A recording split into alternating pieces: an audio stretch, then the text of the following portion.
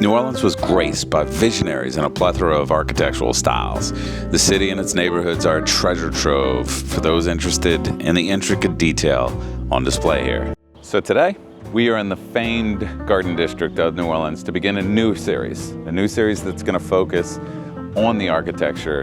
Now, this series won't just focus on the Garden District homes, although there are a ton of properties here to focus on. Each and every one of the neighborhoods in New Orleans has one or many properties that we intend to bring to you. Now, that said, I'd be remiss if I didn't start this series with probably one of my favorited properties in New Orleans. That would be this one, the Walter Robinson Mansion. Now, I'm always hesitant to use the word favorite when I'm talking about things in New Orleans. That's sort of a dynamic thing for me. That said, this one is always in the conversation, at least. Now, there's reason for that. This property could possibly have been the combined work of two of the top architects the city had ever seen in the 19th century. Two men that on this channel will focus as they combine for a number of structures that are listed on that historic registry I talked about. Now, I'm speaking of a man named Henry Howard and a man named James Galliard Jr. And it is believed that Henry Howard began the project in 1859, but work halted due to the Civil War, and then James Galliard Jr. actually completed the home in 1864.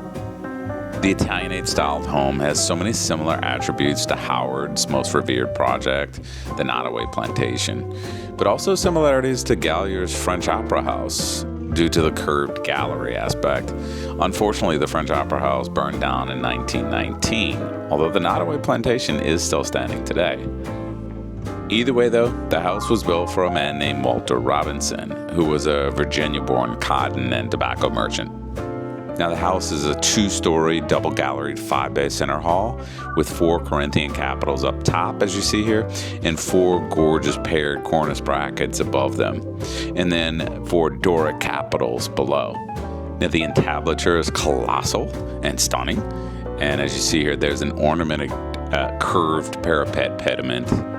The ironwork throughout the entire property is ornate, yet graceful, and in my opinion is what makes the property shine.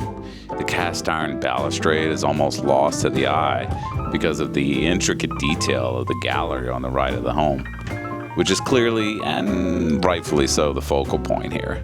Now, on the left hand of the main home, also there's an impressive carriage house. It should not be brushed aside either. So the wrought iron fence around the house also deserves some love, as it too is quite stunning with its Endymion theming. Also, the wall, if you have noticed there, is covered in ivy, and actually, if you look close, the Endymion theming actually continues on the Louis stucco work of the wall here. So quite impressive all the way through.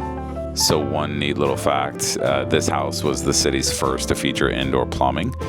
There were cisterns installed on the roof, creating a downflowing water system, which also provided for fire protection, of course.